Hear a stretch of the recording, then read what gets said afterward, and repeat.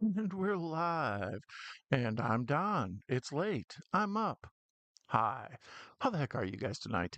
I'm good. Thank you for asking. I'm assuming you asked. I always assume the best of you. Tonight we're going to be watching well, I like to say there's a movie for every occasion. And when there isn't, there's always a classic. So tonight we're going to go with a classic. We're going to go with Wes Craven's Scream. This is one, no particular reason to watch other than the fact that this movie's awesome. And we should probably watch it together and get it in my catalog of movies we watch together, right? Right? Let's watch this. Okay, so I see some folks are coming into the chat here. I'm going to say hello to them and I'm going to start this. This is one I own on VHS, DVD. I think I have the Blu ray that has like 1, 2, and 3 on it or something. Um, I love Scream 1. The rest I'm not all that big on. We'll talk about that as we go, whatever. But I'm going to watch this one on Paramount Plus. It apparently leaves Paramount Plus in 8 days. So if you watch this within the next week, watch it there. Otherwise, I'm sure it'll be on whatever streaming service you watch. But let's see. Oh, wait, I see Stacy is here. Welcome, Stacy. I enjoy these ones. Thanks. I enjoy you. Welcome. You always bring the fire with those good questions. Nice to see you here, my friend. Well, apparently my Fire TV knows that you are going to be doing a live stream watch party for this movie and recommended it to me to watch, Don. Well, you can never go wrong with Scream. Like I say, it's a classic. Um, the new ones that have been coming out have made a lot of re-interest in the old original set of these. Like I say, I'm only really into one. I saw two in the theater. I saw this in the theater, but three I think I barely saw. Maybe I saw it on VHS. Four after that, I think I flipped through cable and watched a little bit, and I haven't seen one after that. So, but this one is, I mean. The whole scary movie franchise is built on how awesome this movie is. Mr. Bones says bazinga. I say bazinga back to you. And she says Fonz. And I say eh. And Bone says, "Where's the dude on the couch? I demand his return." Right, brother Xavier's a hit. He's the most requested person we've ever had on the show. Uh, Now, my brother-in-law was staying with us during my last show during oh boy, what was that? Lone Wolf McQuaid, and he didn't really have anything to do, so I was like, well, you can hang out on the porch, you can hang out in the back room with the baby, or you can come. He sleeps on this couch behind me, so I was like, whatever you can't do is just bother my show. So my man was just hanging out in the back on his phone. It caused a lot of interest, livened up the livened up the room a little bit. I like this in Scream 4 a lot. Jill rules. I like this. 2 is good. 2 has some of its moments. By the time I got to 3, I was like, I feel like we're sort of just doing the same thing over and over here. 4, like I say, I barely remember. I think mostly that one I saw flipping through channels. But the Scream movies in general, there's a reason they're so famous. There's a seal of quality to every one of them. They're not your usual cheap slasher movie. And I would argue this is probably the best slasher. uh, Let me know what your favorite slasher movie is in the comments or the chat. I think this is probably the best slasher movie. I mean, people would be like, "What are you talking about? Friday the 13th?" And this or Nightmare, Nightmare on Elm Street. Probably is my favorite, but this is right there. This is such a better made movie. This movie looks fantastic. So Wes Craven, right there. He's big and he plays football and he'll kick the shit out of you, Casey Becker. Hi, Cal. Welcome. Welcome. I don't know who Casey Becker is. I'm confused. But how are you, buddy, doing? By the way, 2010 begins next week. Oh, 2020 on your memoirs. Yeah, Anthony's been cranking out these memoirs. Gosh, love them. Folks are saying hello to one another. I love that. You were going to see Ready or Not 2 today. Let me know how it is. I'm curious about it. Like I said, I still need to see part one. I didn't pay much attention to it when it came and went. And then when part two came, I was like, oh, it must have been a thing. And everybody's all excited about it. So apparently it is a thing. So now I'm excited for it too. I'm so sorry for your loss. Hello, Bones. Let me see here. Folks are saying hi to each other. Cal says, where were we at, Cal? Cal says, Scream 1, 3, 5, 4, and 2 is the order I rank them. I haven't seen 6 and 7. Let me know what your Scream ranking is. I think they're probably in order for me because that's the order I lost interest. Like I say, 1, 2, 3, 4, trail off. Um, my favorite slasher is Children of the Corn. Pretty darn good. Pretty darn good. It's a weird one though. Children of the Corn. I don't know how much I consider it a complete slasher because the stuff with the kids, the actual Children of the Corn, is slasher stuff, but the rest is all that like supernatural stuff with He Who Walks Behind the Rose and all that. Um, I mean, obviously the front is a slasher. And it's pretty scary. That's a good question. To me, I always think the traditional slasher is just anybody stabbing anybody with anything. Freddy with the finger knives. Some people are like, no, that's not a slasher. Some people say that Leatherface isn't a slasher. Speaking of Leatherface, my man Bones was watching Texas Chainsaw Massacre earlier on his channel. Which one was that, Bones? 3D, the beginning. It was one of the oddball ones. Um, Cal says two is the weakest in my opinion, but four is the most forgettable. Um, I rank them from best to worst. Four, two, seven, three, five, six, one. You think one is the worst? Wow, Stacy with a hot take. Um, Scream 11 should be called Yell. I like it. Um, 3D, yes, we were running through them for Rob. He hasn't seen them all. Yeah, I don't know if I've seen all them either. Too. I saw the Platinum Dunes one with Jessica Biel and um or who? Which one was that? The Michael Bay one, whatever. Um, I saw that one, and then I saw the one with Arlie Ermy. Was that the beginning? I don't know. There was a whole bunch of them. After that I didn't pay much attention to. I need to catch up on them, but I think I've only seen one and two of the original. I never saw the Next Generation or whatever. Let's see here. 3D, yes, running through for Robinson Studio Mall. Scream. No way Scream is touching the Springwood slasher, the good guy. I don't know. Would you be a good news reporter like Gail? I would, of course I would. I always bring the good news. Um, my ranking of Scream is 1, 3, 6, 5, 2, and 4. So big, lots of everybody has their own opinions. These aren't the same numbers over and over again. This combination isn't working. Scream One is one of the best pasted horror films of all time. Truly a classic. Best pasted. We have like three left. And the Texas Chainsaw craziness. Yeah, like I said, they get confused after me. Best paste. There we go. No wonder we were all confused. Echo cha cha cha cha cha. Settle. Welcome, Echo. Nice to see you, my friend. We're going to watch Scream here. I've let the screensaver come up. The Scream Saver? LOL. Ha ha ha. So I'm going to go ahead and press play on this sucker now and get started with this movie. This one is an hour and 46 minutes, as it should be. Once again, you don't have to. The benefit of this movie is you won't have to listen to another rant of me talking about how long movies are. Nice and short, hour and 46. So I'm going to press play on this bad boy right now. The good thing about this one is a lot of times I have to kind of just talk and vamp for a little bit up front. Not with this one. We start right off with the hot cold open. Um, One of the amazing things about this movie and one of the reasons it gets recognized so well is it does the psycho switch up front. It puts Drew Barrymore front and center on the poster. It puts her front and center in the trailer before the movie comes out. The movie starts off with her answering the phone, big Drew Barrymore. She's the biggest star going into this. Um, so you put her up front, and everybody's like, "Oh, this is her movie. This is some silly, wannabe '80s slasher flick with Drew Barrymore as the star." So, spoiler alert: when they bump her off here right up front, they'd pull the Janet Leigh in Psycho. Once we kill off the important character, it feels like anybody can die. If they're going to kill off the lady who's right dead center in the poster when you walked in to see it, no one is safe. And we get this awesome scene where she answers the phone to start, and the guy's, do you like scary movies? And we establish that this is sort of a post-scary movie world. Like they live in a movie where they've seen all the movies we've seen, and that informs what they do and the decisions they make, et cetera, et cetera.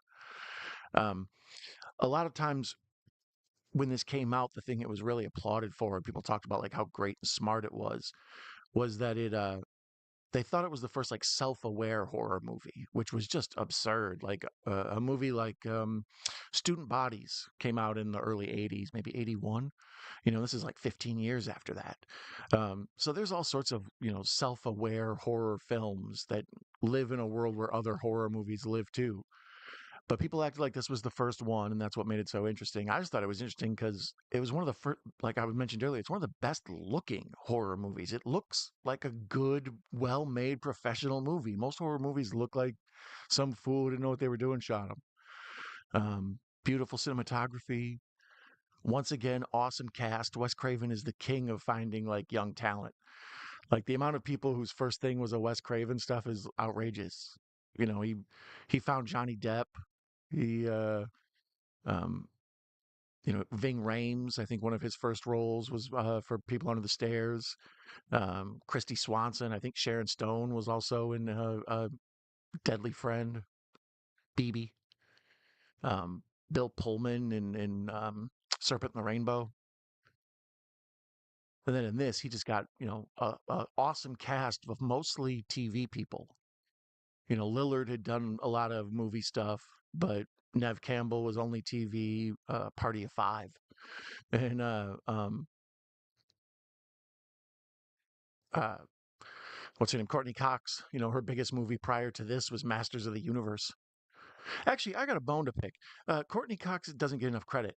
Her biggest thing prior to Friends and all that, in my opinion, she was an extra in the Bruce Springsteen, I think it's Dancing in the Dark video. And he like reaches into the crowd and pulls up a girl in the audience up on the stage who dances with him.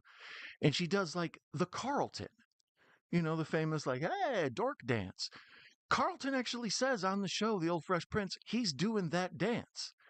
So she never gets credit. That shouldn't be the Carlton. That should be, well, I guess there's your answer right there. Nobody wants to be doing the Cox. So yeah, I guess we answered that question. But she should get credit. She invented that. She was the whitest person ever, not Carlton.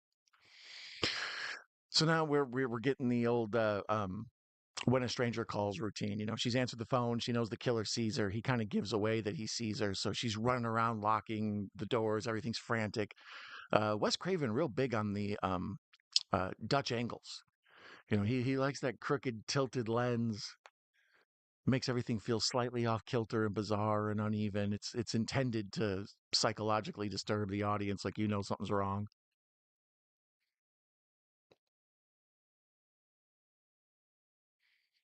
Let's see here. Folks are pouring in and saying hello.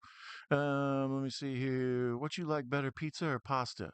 That's a tough one. Depends on what. A good fettuccine Alfredo or a good any kind of real good Alfredo or chicken parmesan I probably like better than pizza, but I like pizza better than all other pasta than that. I don't know. That's a tough one. You always bring the good questions. Hey, Bones and Nan. Going bowling with, skydive with, do a panel with at a con. Madonna, Pauly Shore, Jennifer Goodwin. Pick one activity per each celeb. Oh, wow. That is quite the question right there. Um, Go bowling with, skydive with, do a panel with at a con. I'm gonna have to go bowling with Lady Madonna, skydive with Pauly Shore, and then when he jumps out, I won't, and I'll be also be holding his backpack or his parachute. No, Pauly Shore seems like a nice guy. I pick on Pauly Shore, and everybody picks on Pauly Shore, but every time I've seen him, he seems, especially now later in life, he seems to be a more decent dude. When he was younger, he was kind of MTV douchey. He had all the women in the world trying to get with him and just was the party man king, and he reveled in it. And later on, he kind of fizzled out. Jennifer Goodwin. I don't know if I know Jennifer Goodwin. Well, anyways, so Drew looks out the window and she sees her boyfriend is duct taped up to the on the porch. So we're right into it. The movie hasn't even we haven't had the credits. Well, we had the scream up front, but we haven't had any actors credits. Um, and yeah, we're right into it. We got a kidnapped boyfriend. She's about to get stabbed. And that's part of the beauty of Scream is that it jumps in right away and, shocks the audience to start. And then we sort of do a reset after the credits with, people who weren't stabbed to death. Um, Don, have I already started the movie? I have. I'm currently at the 6:28 mark. Um, Having nostalgia flashbacks though, because this is from '96. So like her TV is one of those old like Rolly cabinet deals with the big CRT inside of it, and then underneath you got your VCR and your couple of stacked uh, VHS cassettes there. A couple of home movie stuff written on. It's a nostalgia of Jones. It's perfect, and she's good in this. Like Drew as a scream queen is decent. Like she's very believable in her crying, terrorized, way about her. What's the timestamp? Already just said. Put Jason on a train, Crystal Lake Express. Beautiful views of the lake and a slasher kills. Then make the toy train set of a Crystal Lake Express. I see. Now you're thinking that's merchandising mixed with good storytelling. Um, yeah, I could see. Or like some guy wants to have the train come through Crystal Lake, and he's going to do prospecting for the train. And no one wants to live in this town anyways after all them murders. So they murder off all the train people. And then at the very end, we see the train gets built and we see Jason in the window as it pulls away. Build a franchise out of it. Watching this, though, this is one of the many reasons I don't like scary movie. Um, Watching this now, I can't help but be reminded of the Carmen Electra scene in that. So there we cut back to the boyfriend who was previously duct taped to the lawn furniture, and now he's completely disemboweled. His guts are all over the porch, and we're 8 minutes in. So, it takes us 8 minutes to see somebody's guts. That's a good pace. Ugh, this old cordless phone. Speaking of nostalgia, everybody had that one. Where's the phone? Press the button so it would beep and you can find it in the couch. Fun fact, Seth Green was considered for Randy. I'm surprised Seth Green isn't in this. And welcome, Clarkness77. Nice to see you. Glad you have you here. Um, why are you picking bones? That isn't nice to do to Mr. Bones. Uh, Macabro's here. This is why I make sure I scroll in these comments so he doesn't leave. Greetings and salutations, my friend. Professor Macabro is fantastic. For those of you who have not checked out his channel, please do. One of my favorite content creators and one of the coolest dudes. And this whole tension, too, with right up here where she's making the Jiffy Pop popcorn and it catches on fire. So the house fills with smoke and then the fire alarm goes off. And there's the tension of her not wanting to go outside, but she has to because there's a fire. Just Wes Craven stuff. At this point, he's a master. Um, at this point, he's already done Last House on the Left, The Hills Have Eyes, Nightmare on Elm Street, Serpent and the Rainbow, People Under the Stairs, blah blah blah. But this is kind of. I think movies, even his what I would consider failures of Wes Craven's, like Vampire in Brooklyn, I think it influences movies like this. Because Vampire in Brooklyn looks great. I haven't seen it in a while because I remember it being awful, but people have told me to go back and see it because it's not that bad. But I remember that movie even back then being like, well, it looks good. Cinematography and all that. So here, Drew's made it outside. She's got the phone and the knife. We see the killers in there lurking around, but the parents are coming home. We see the car just, the help is almost here. Once again, classic film stuff. We build up that she could have escaped if she just would have ran towards the car instead of going to the window where the ghost face could grab her. Run, girl. More classic horror stuff. She's in her bare feet because she doesn't get a chance to prepare. So she's got the old John McClane thing. And then, oh, she's so close. Now we go to slow mo. And if she just would have got a few steps further, she would have made it. And it also does a good job in this. The stab, especially this first one, is just a straight stab. It's not a horror movie, ridiculous, over the top. You're not going to believe this. He's going to fill a M60 full of knives and shoot it at her. No, this is just a straight up one push a knife into her chest. And she's got the white shirt on, so you should have known right away. That's like a kind of a running movie thing. Whenever you see something really, really white, it's going to end up getting bloody. So we should have known right from jump she was in trouble.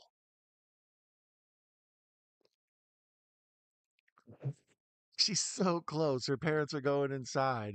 And if she just would have been a couple steps earlier, that's the beauty of it. It's like, oh, you feel the tension of it.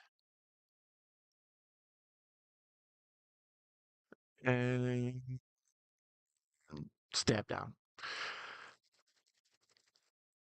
So why do we keep going? What's all this with this? Oh, the family has to realize the popcorn is popping, of course. And speaking of poppin', what's poppin', Professor Macabro? Glad you could be here, my friend. Holy moly, is that Don Spork? Spork indeed, my friend. Do you want a Crimson Ghostface mask and hood? I do need one. That's actually what I'd like to see a movie like that. They could tie it in with the Misfits. Echo. Who'd be better, Ghostface, Kal-El, or Rob? I think they would work together because no one would suspect that. We would like go to check on Cal, and then he wouldn't. He'd be like, "I have an alibi," and then Rob would conveniently be off doing the murders. See, I'm worried right now about Rob though. For those of you friends of the channel here, Rob's vintage VHS, their vintage video. Um, Rob, his store and me and him interact a lot. And when I do stuff with AI and try to ask it to create my image, it often blurs me and Rob together for some reason. Like every time I look at it, I'm like, I think they have me confused with Rob.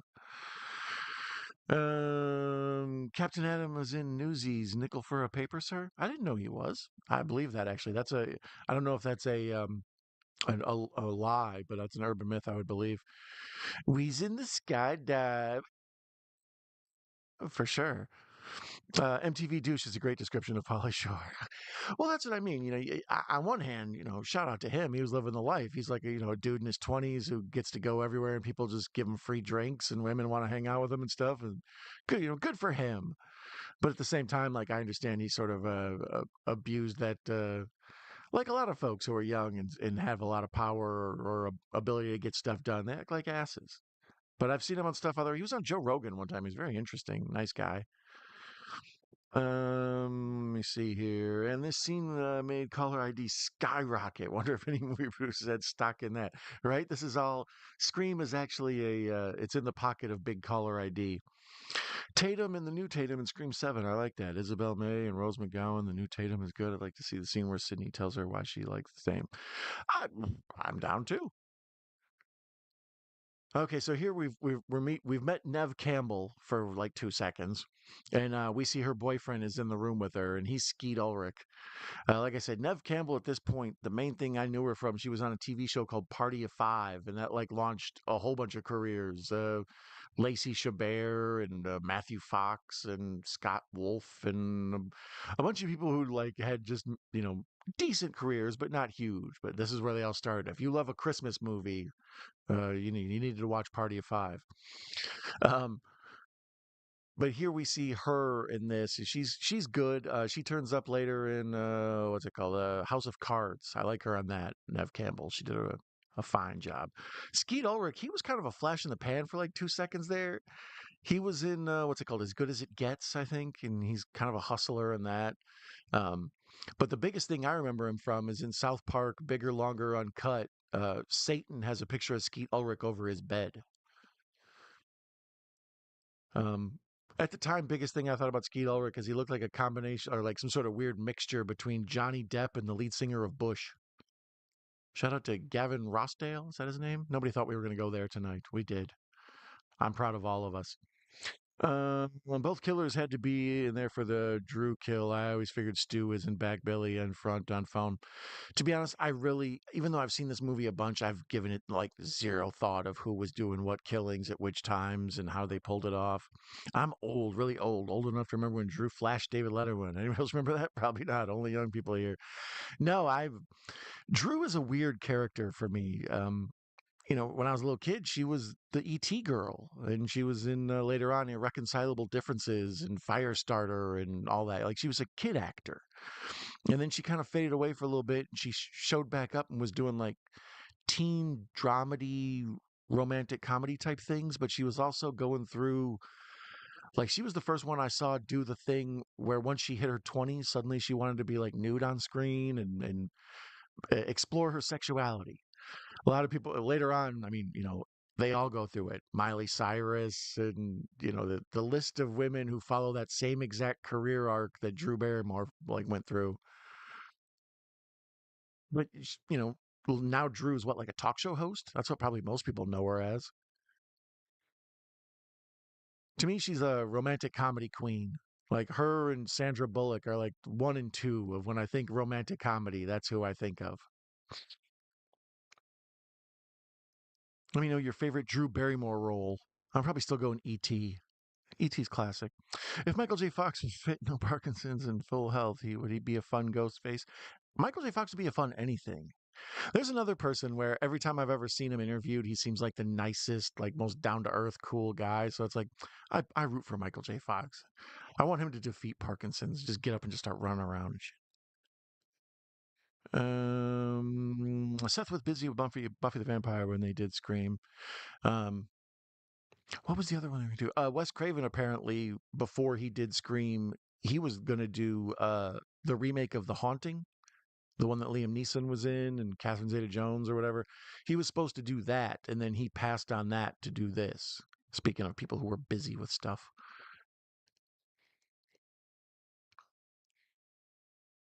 So here's the first Gale Weathers. Ridiculous. But all this just adds to it. Like we've talked about this before with horror movies in general. If you give me a decent backstory where the characters are interesting, so there's a story I'm following beyond the horror, and the horror just sort of adds to it. And this is that already. Neve Campbell's mom has been murdered, and there's a whole thing with her having an affair, and yada yada. And now there's Gale Weathers showing up at the school, and all this media thing. There's a whole bunch of other stuff going on besides the murders. So there's a bunch of things to distract you and talk about and fill up time in between scary stuff. It's good for thematic beats. You can't just have horror, horror, horror, horror, horror. You gotta have horror, a little bit of chill, and then some comedy, and then maybe some more horror, and then some comedy, and then some more chill, and then maybe something surprising and actiony, and then if it's horror, horror, horror, horror, horror, there is no horror. You try saying horror over and over again. It's difficult. Um, I'd like to have the smarmy producers like Lance Henriksen from Scream 3 and Scream 8. They're behind everything and they're trying to improve the Stabbed franchise by manipulating Sydney and everyone. It's funny to me that they ended up doing that. Here's Henry Winkler as the principal of the school. And David Arquette's first appearance. WCW World Heavyweight Champion David Arquette. Thank you very much. We'll talk about him and stuff later more. He's a 5 minute discussion, Arquette. But here's Winkler. Talk about the poster boy for people who are awesome and like just kind, nice, wonderful people. I had a friend who he apparently followed on Twitter, and one she wished me happy birthday, and then Henry Winkler saw it and wished me happy birthday. So one year on Twitter, the Fonz wished me happy birthday, and then I went through and looked at it. He does it all the time. He's just like a random internet nice guy. So I love me that Henry Winkler. When I was a kid, I loved the Fonz so much. So it's the fact that the Fonz is actually like a real cool, in an actual cool way, guy. It makes me happy. So to see him pop up as a cameo in this is fun. Now we see the whole crew, the people who we know are going to get murdered off that show up in every damn horror movie, the collection of young teens. We've already met Neve Campbell and Skeet Ulrich. So here's Rose McGowan and Matthew Lillard. We'll talk about Lillard. We talked about him previously because of the Tarantino stuff. We'll get to that shortly here, I'm sure, too. And then Jamie Kennedy. I'm not a Jamie Kennedy dude. I'm he's just not my type of humor. Um, he's another one. He's very Pauly Shore boat. Like I don't really find him funny, but I know for a while there he had a big stroke of success and he kind of douched it up. And I don't know where he's at now. I did see pictures of him when I was doing research for this, and he looks like he's been living life hard. He looks like a old biker or an extra in Sons of Anarchy or something. Let's get back to folks in this chat while these people are just doing expositionary back talk. Drew should have slapped her hands when she was right by her parents. Like, what the fuck? Clapped her hands. Okay, there we go. That makes better. When Jill is revealed as Ghostface in part 4, started throwing herself through the glass and everything. It was awesome. Emma Roberts was killed in the role. Like I said, I kind of tapped out after 3. I saw 1 and 2 in the cinema, and then 3 I saw on VHS as rented it. But in general, after that, they're a blur. Isn't Jay and Silent Bob in 4? I don't remember. Um, no fake fact about Captain Adams. So he was in Newsies. Damn. Nev's so beautiful. She is pretty. I find her sort of a thinking man's pretty. She that's when she was in House of Cards. I was like, you feel like you belong here. Ulrich was in The Craft with Neve as well. Yeah, I didn't remember that. I remember The Craft, and Neve is really good in The Craft. But she's a background character. You know, that's a what, a Robin Tunney? How do you say her name? Isn't she the star of that one? Feruza Balk. Where are my bulkheads at? Echo says he said Bush. I did say Bush. I don't use IG or social media, just this in email. Oh, understandable. Social media is sort of the devil sometimes. Courtney Cox, there's a reason I canceled my original Twitter. I have a Twitter for Night Owl Movie Talk at Don is up late. But other than that, and even then, I pretty much just repost stuff from here and occasionally, retweet somebody else's interesting news about something I find cool. But beyond that, nah, I'm not much of a social media person. Folks on Instagram, I apologize to. Drew Poison Ivy, Mad Love. Yeah, there's your Poison Ivy. That's what I was talking about with her doing the when she came of an age, she wanted to like reinvent herself as like this sexual being instead of like this child star. And it was sort of, I don't know, awkward, weird. That's when she flashed David Letterman. She was in Playboy, I think. Have you seen Western Bad Girls? Her Madeline Stonemeyer, Method. I have seen Bad Girls. I barely remember it. That was when after Young Guns was a success, they tried their hand with a few other oddball, Young Guns ripoffs. Uh, that's one. Um, although I like it pretty good though, compared to some of the other ones. What's the one with Ashton Kutcher? I can't. What's that one called? I don't remember. But then there was like Banditas and a few other one. Bad Girls. Yeah, I haven't seen that in a minute. Best look for Courtney was two for sure. I agree with Dewey. Nice streaks. Yeah, that's a weird one too. That David Arquette and Courtney Cox on, I believe, on this movie is when they met, or I believe is when they met, and then they ended up falling in love and getting married. And a lot of people talk about what a weird, couple that was.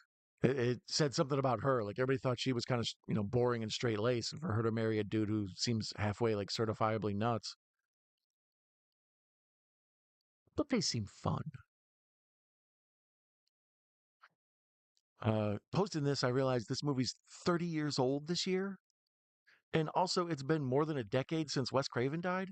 Both of these news, Macabre was talking about being old. That made me feel old. I was like, whoa, the 10 years since Wes Craven passed, and that feels like something that just happened recently. Like, no, I miss Wes. She's greeting boys on the side, home fries, never been kissed. Yeah, that's what I'm talking about with the romantic comedy stuff. She's like the queen of that. What a career Drew had: child actor, wild child, romantic comedy, action star with Child's now talk show host. Yeah, that's. I don't watch her talk show because I don't watch terrestrial TV pretty much ever, but um, yeah, she's just had a wild ride. She stayed in business forever. I know she's a producer as well. Like every now and then you'll see her name as one of the executive producers of films that go by and stuff. Wes Craven says, only hot people in my movie. Yeah, that's what I was talking about before with him having an eye for talent. Like he was the first person I think to use Bruce Willis in a Twilight Zone episode he directed, one of those like Twilight Zone reboots that was out in the late 80s. He was like the first person to use him. I don't know if maybe uh, Moonlighting was out by then. I don't recall. But I mentioned earlier Ving Rhames and Johnny Depp and just the folks he's putting out here. The other thing I didn't realize with Matthew Lillard, I was looking up his filmography when I was getting ready for this. I didn't realize he's just the official voice of Shaggy now, huh? Like I knew he was in those two live action movies, and he was there a third one, fourth one, I don't know, direct to video, something. But apparently, all the cartoons that come out now, he's the voice of Shaggy. Like he's Casey Kasem.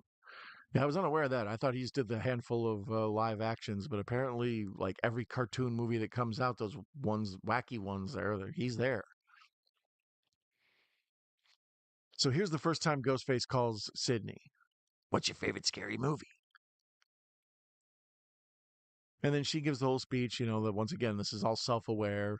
They're all the same. Some stupid killer stalking some big breasted girl who can't act. Always running up the stairs when she'd be running out the front door. This is all true, but once again, this isn't like the first movie that really touched upon it like people act like it is. Santa Clarita Diet is my favorite Drew Barrymore. It's a TV show. Yeah, it's a Netflix deal, right? Been meaning to watch that. It's like her and Oliphant or something. Oliphant.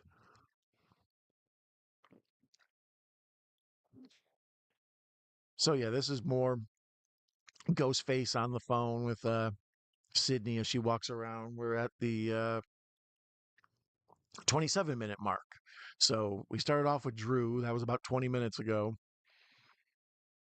And we're right back at it. We've been conditioned to know, like, this is good. We had the Drew thing up front. So now when this scene happens, we're like, the audience knows, okay, she's going to get murdered or she should be in danger. So it ratchets up the tension without having to do anything other than her talk on the phone. Wes Craven stuff. For Craven Trilogy of Serpent and the Rainbow and Shocker and For People Under the Stairs, what are your three favorite scenes from those movies as a whole? Oh, I don't know. That's a lot to conjure up in my dome right now. Um, Serpent and the Rainbow, just those zombies under the stairs, the kids, whatever they want to call them, with their sunken in cheeks. They're terrifying.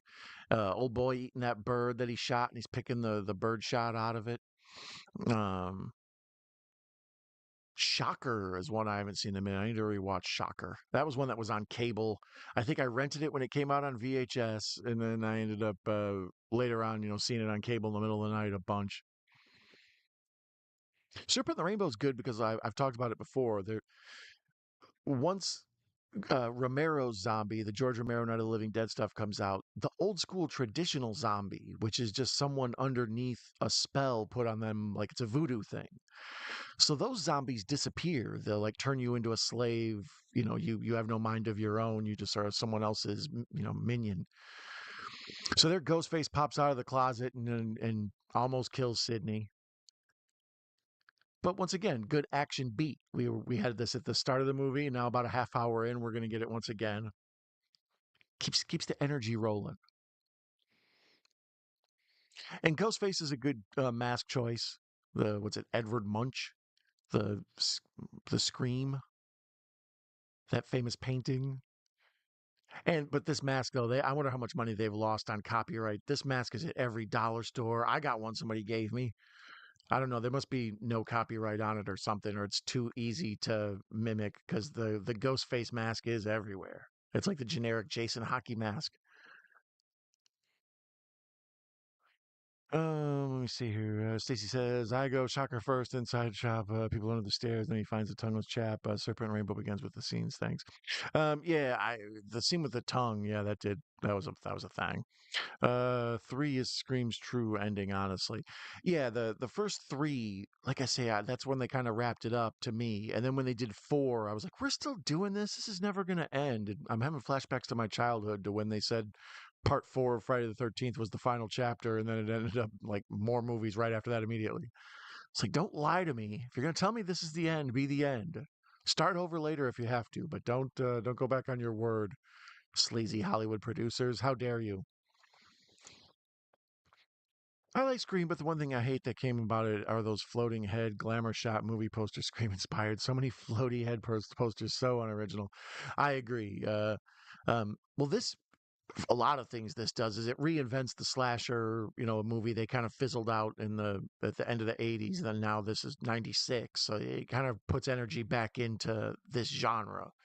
Um, but the problem is it puts too much energy because then you get I Know What You Did Last Summer and oh God, I can't even think of them. There's a variety of just these horror movies with a young, good-looking cast, mainly from CW and WB shows, and if what's it called, House of Wax with Paris Hilton.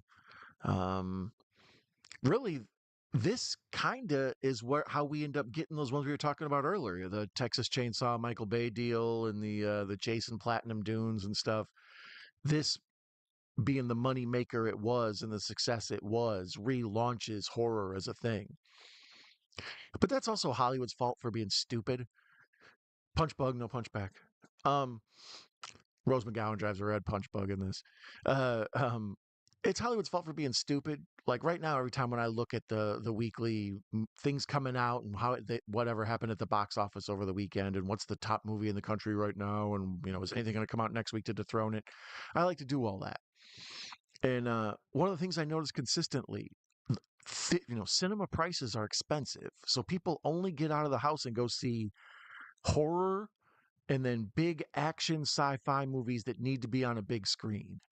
Everything else is just like maybe word of mouth. Occasionally a comedy will catch on and they'll end up making like $60 million because there's nothing else to see, or kids movies as well. Kids movies still make money in the theater, but regular comedies don't make money. Dramas don't make money. A lot of sci-fi is fizzling out. The only thing good about sci-fi is Avatars comes out every now and then people are like, maybe we could do that. We could get some of that Avatar 3D money. So now the police have come. They've taken, they've investigated the scene, figured out Sydney might be crazy. Here's Dewey interviewing her. Dewey, David Arquette, oddball character. To me, he's like a Crispin Glover who we talked about on the show before. David Arquette's just a weird dude, and it's kind of interesting. Like the whole thing with him just deciding I love professional wrestling, so I'm gonna do it. At one point, some dude stabbed him. This guy, like this notoriously insane, drugged out wrestler, stabbed him in the neck with a fluorescent bulb, and like he almost died in the ring.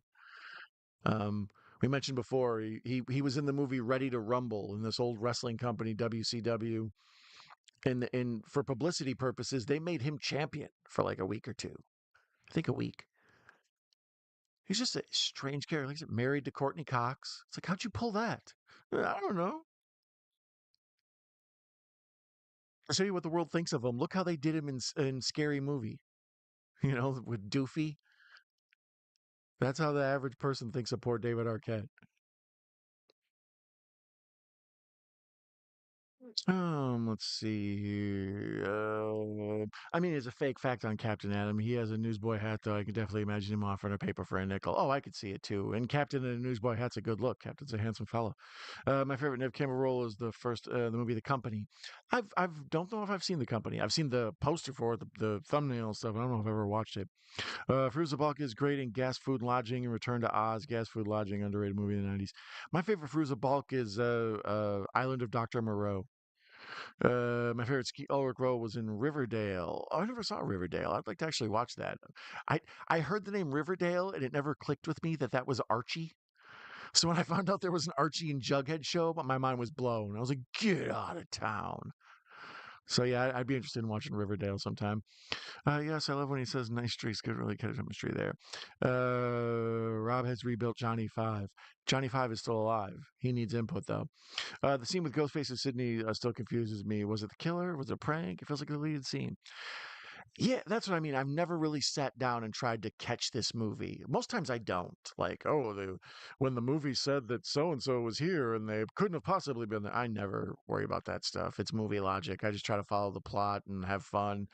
Sometimes they're real, like glaring, and you can't help but notice it and have it ruin it for you a little bit. But so yeah, even here, those ghost face masks, they're saying like those were a thing long before this movie. You could buy them in any Halloween shop.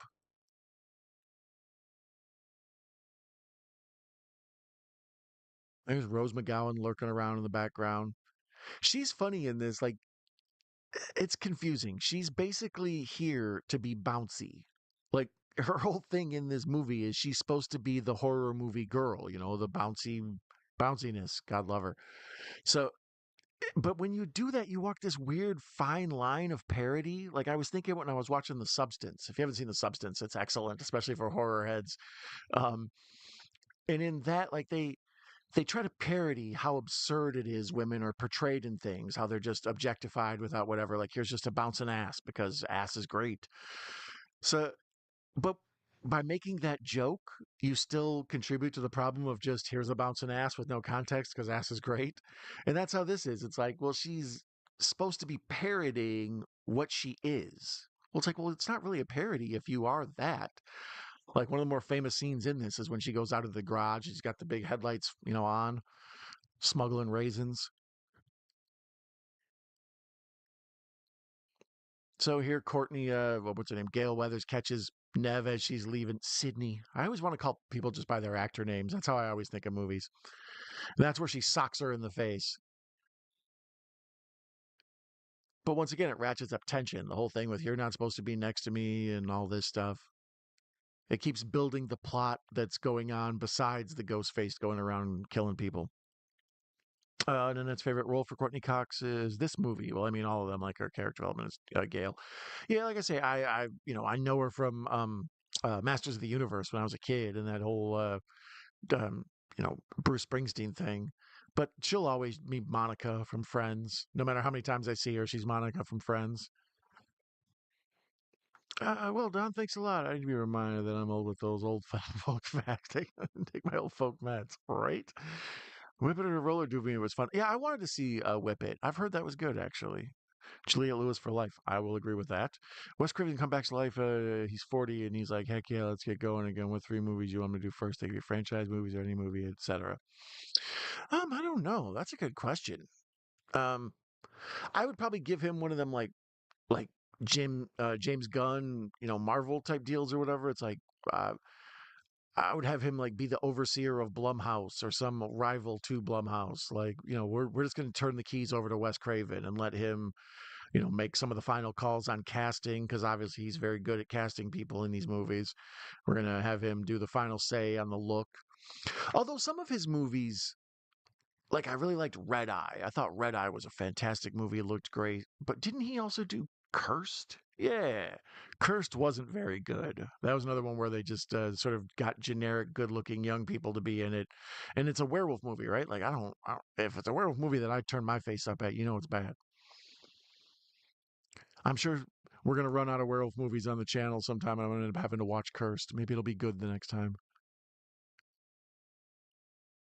But even like Nightmare on Elm Street, at the time, compared to the other movies in that genre, Nightmare on Elm Street looks great. Like Wes Craven just knows how to make a good looking movie and still have it be scary.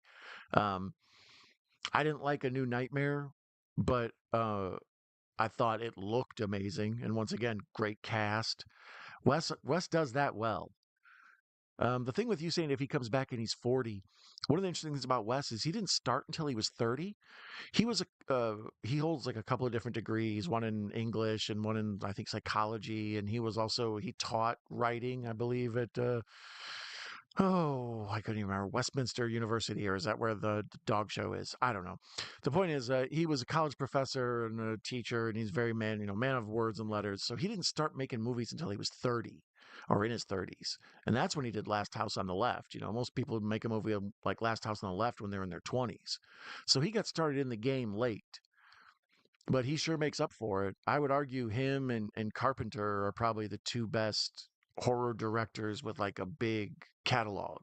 Like Mick Garris and a few other people have like two or three movies here or there that are decent horror movies, but Wes Craven and John Carpenter, they're the most consistent, like big handful of them, big armloads full of horror movies.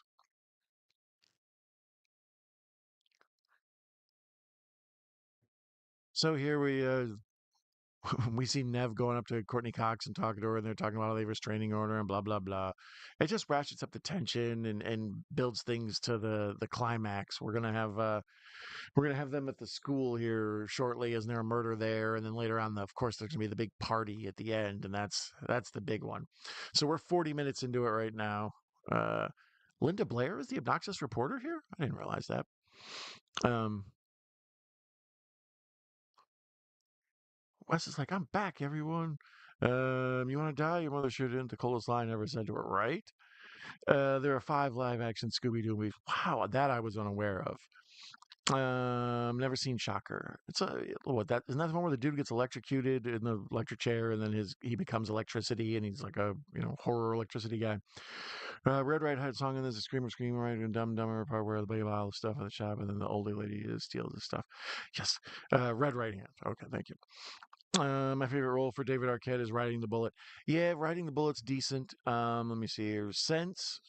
Well, I was unaware his start was in the Outsiders TV show. He played Two Bit. I think that's the role that Emilio Estevez was in the movie. I think, but he was in Buffy the Vampire Slayer, the movie, um, uh, the Road Killers, Scream, Scream 2, Never Been Kissed, Muppets from Space. Ready to Rumble, Eight-Legged Freaks, Riding the Bullet, um, Hamlet 2. Well, that's pretty much it that I'm seeing. Oh, wasn't he in Bone Tomahawk? Yeah, he was in Bone Tomahawk. Okay, so there you go.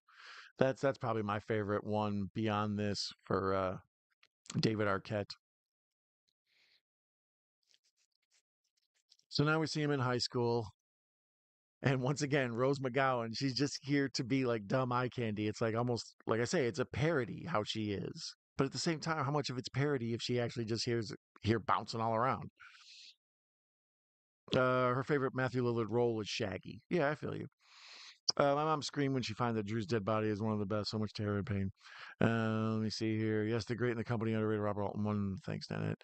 I'm sure it's do great animated Scooby watch parties. I realize that. Melissa Kudrow would be a good Gale. Oh, yeah, probably. Kudrow, like her career, I think she should have had a bigger career than she did. Kudrow's pretty talented. Uh, she would have made a good Mrs. Loomis. Do horror movie franchise crossover tournament? Chucky versus Pinhead, Jason versus Michael. Movie three is Champ versus movie two. Chucky versus Pinhead. I would go Chucky just because of the longevity. Pinhead's a scary character, and in general, the whole demon thing is just universally scary. But Chucky's like a brand. He's got his own TV show and stuff. Jason versus Michael. They're both tough. To me, they're almost damn near the same guy, even though they're totally different. I would probably say Jason just because of strength. Like him and Michael are basically the same skill set, but Jason's a little bigger and stronger. I don't know. Depends on the Michael. Some of the Michaels they have are tall and like powerful, but some of them are just normal person sized. I don't know. Most of the Jasons they have is rather imposing characters. And then Jason versus Chucky. Yeah, I'll go Jason on that one because Jason would just kick Chucky and put an axe in his head. I mean, I know in real life the demon he would make Chucky put him to hell or whatever. But I don't know. Trying to get too real on how you would figure out these fights is very difficult. Let me know who in the chat or the comments who you think would win between Chucky and Pinhead or Jason and Michael. Movie four, Candyman versus Freddy. Movie five, Terrifier versus Corn. Movie six, they all versus each other. Make now. Candyman versus Freddy. I would say Freddy would get him pretty good, but I don't know. That's tough. What if Candyman and Leprechaun teamed up together against Freddy? I'd be down for that. Um, Terrifier versus what? Corn, Children of the Corn. I'm assuming I would go Terrifier because Art's just too wacky. And then in movie six, all of them with each other. I would be down for that. Gareth could do Randy role, edit Gareth, and Gareth can be in any role. She was great in Friends. I love the character of Monica. Yeah, that's what I mean. She'll always be that to me. That was like her main thing. Yes, he did Cursed. Okay, I like Cursed. Yeah, to me, I mean, I'm a big werewolf guy. I wasn't a big fan of it. Wesleyan. There you go. My favorite Wes Craven movie is Dracula 2000. Really? Um, he has so many that I like. It's hard to say. Last House on the Left, Nightmare on Elm Street's got to be my favorite. This and Nightmare on Elm Street are like neck and neck. Arguably, I would say they're probably the two best slasher movies there are. As I was mentioning earlier, that's a tough debate for me. Um, they sort of edge out the other biggies, Leatherface and all them. Who's the slasher? Ross, Final Girl, Rachel? I'm into it. Chucky versus Leprechaun, Voodoo versus Irish Magic. I'm down with that. I would like to see Chucky versus Leprechaun versus Annabelle versus Megan, whatever. I'm real close with Meg, so I always call her Meg instead of Megan. Um,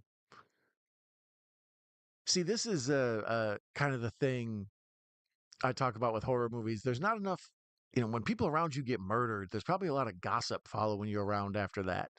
So this whole thing where Neve Campbell can hear these mean girls talking bad about her mom while they're doing their makeup or whatever, and how messed up she is and all this. That stuff that isn't in enough horror movies for me. I feel like that's a good emotional stuff to be mined. Like I said, in between horror kills, you got to have some movie there. There has to be a frame to hate hang the horror on. The horror is just paintings. You have to build the house of a movie to hang the horror on.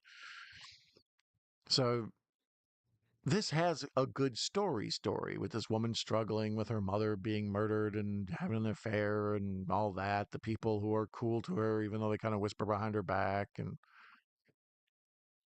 it's what I've mentioned before. When we actually care about the characters because bad stuff's happened to them, and then new bad stuff happens, you're like, oh no, not to them. Sydney's been through enough. Matthew Lillard is Colonel Cochran the Third. I'd be interested in that for in Halloween season of the witch. Um, I don't know, Matthew Lillard. We'll talk about him now. We kind of glossed past it before. I enjoy Matthew Lillard a lot. I think he's a fun actor. He plays a certain type, and he does do his type well. I'm not sure he's a lead, although he was the lead in SLC Punk, and I thought that was an awesome movie. I love SLC Punk. Um, but in general, I think he works best as like kind of a background, a secondary guy. He's a good friend to the main guy or a friend to the main woman in it.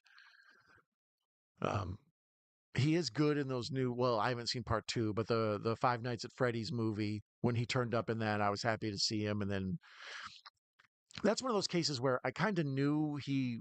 Spoiler alert on Five Nights at Freddy's. Fast forward a few minutes if you're not into getting part one, you know, spoiled.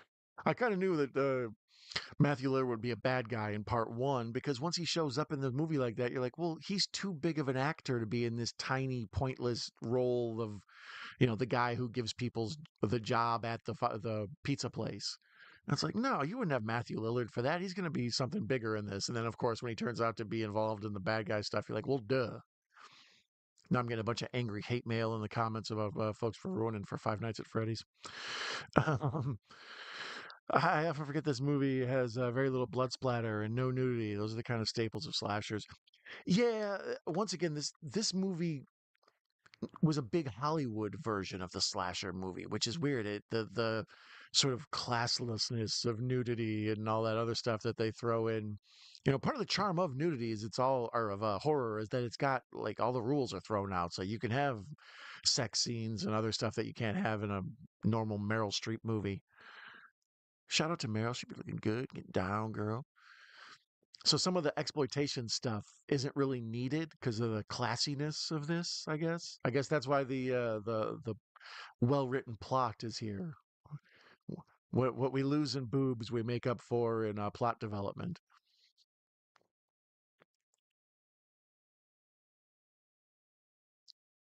Although, shout out to Dewey's mustache. That thing is nice. Like he's got it groomed tight. Like it. He looks like the concierge in an old black and white movie hotel. Um, Oh, getting back to poor Matthew Lillard.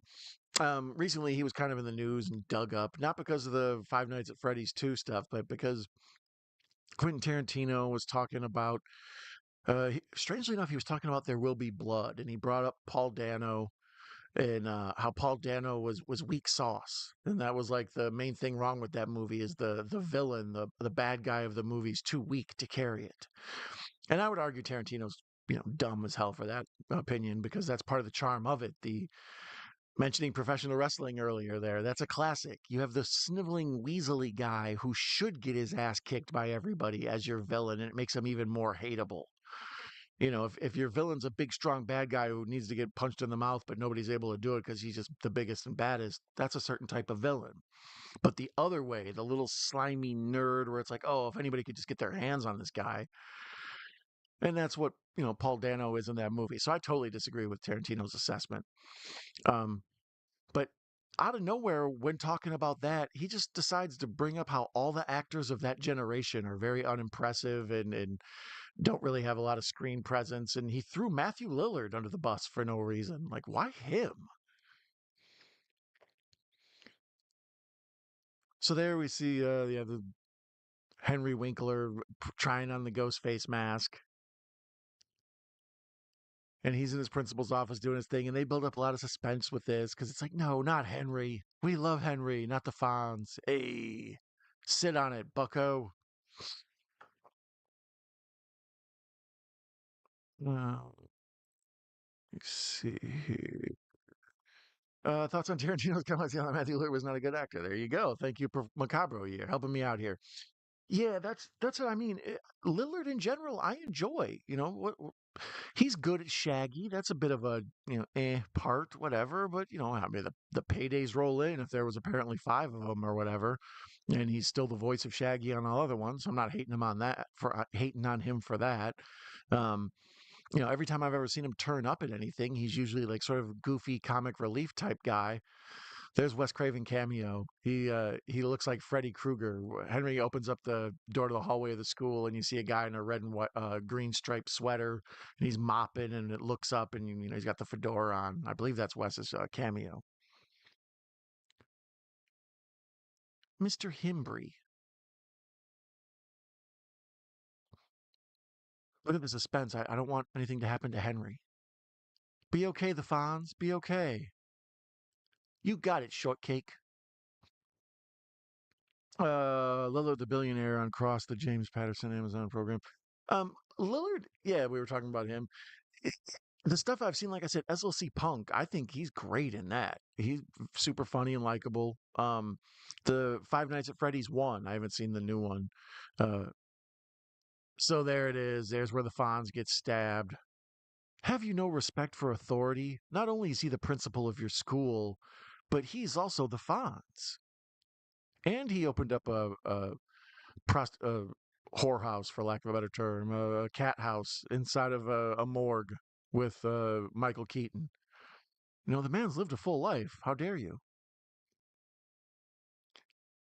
Shout out to what is that? Night Shift. Night Shift's amazing. That was the first time as a little kid I kind of understood acting. I was like, oh, it's the Fonz, but he plays like this sort of weak, nerdy guy.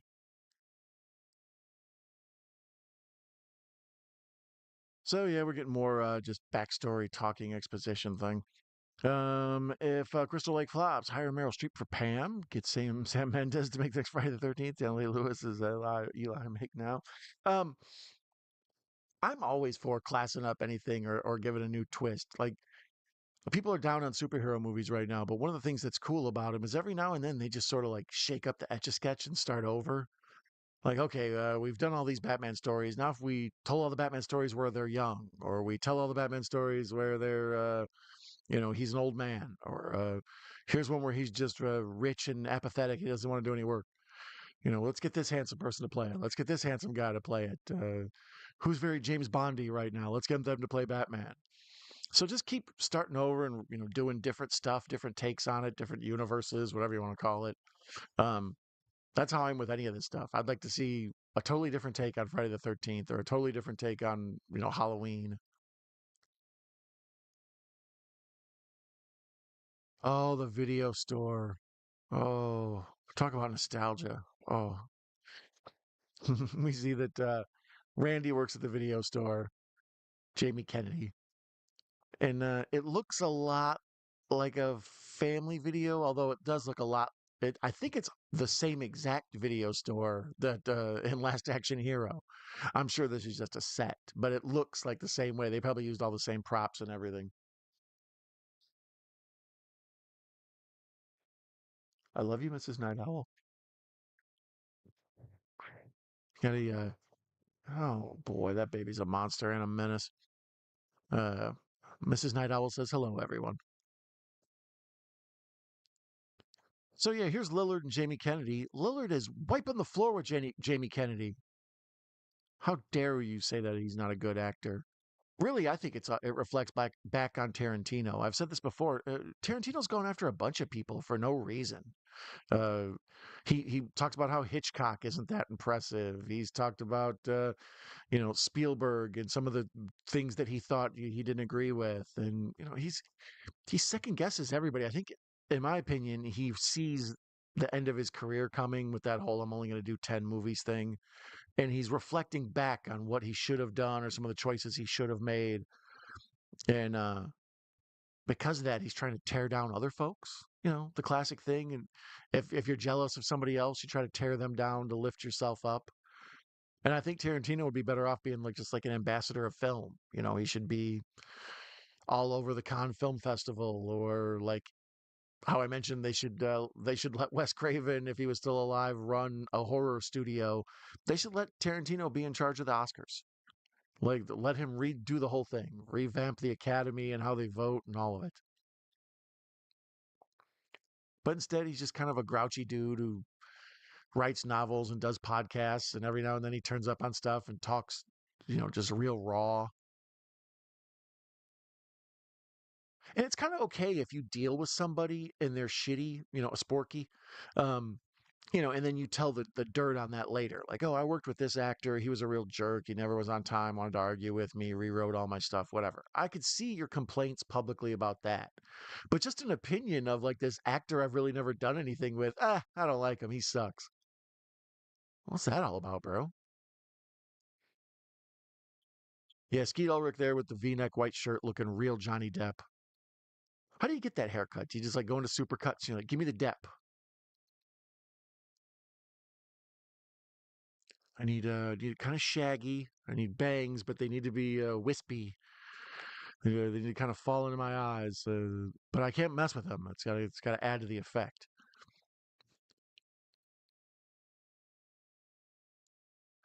I like the small town atmosphere of this. They did right now. They showing the town closing down for curfew, and it adds to it. It feels like it's just big enough for people to like have everything they need and have like a real town experience, but not big enough where it's like in a city. It's nice that it's in this I don't know, 10,000 people town, maybe 25. Lots of parks. Everything's close to schools and shopping. I need to be a real estate agent here. Jason, he wasn't a very good swimmer. That will become one of the best lines of all time. Meryl says it. I'm down with it. Tarantino, Randy, I would take that because he just was working at the video store here. Fun fact: this series teaches us if you get stabbed and get serious nerve damage, just get hella stabbed again and nerve damaged will magically fixed. Worked for Dewey. Well, see, here's the thing: I haven't kept up with any of the new ones, and I've mentioned this several times now. So I don't know if this is a spoiler because I haven't seen the movies. So I don't know if you can hold this one against me. But I see Matthew Lillard is in the newest one. Like his name's in the in the his credit he's credited as being in it. So maybe there's a flashback scene, but sure seems to me like they brought his ass back.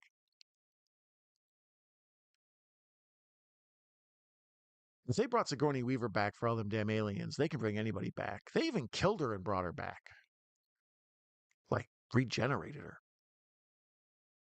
Um, let's see here. Only movie I really didn't like Matthew Lillard was Wing Commander with Freddie Prinze Jr. mostly because that movie was just not that good. But Lillard was super uber Lillard mode.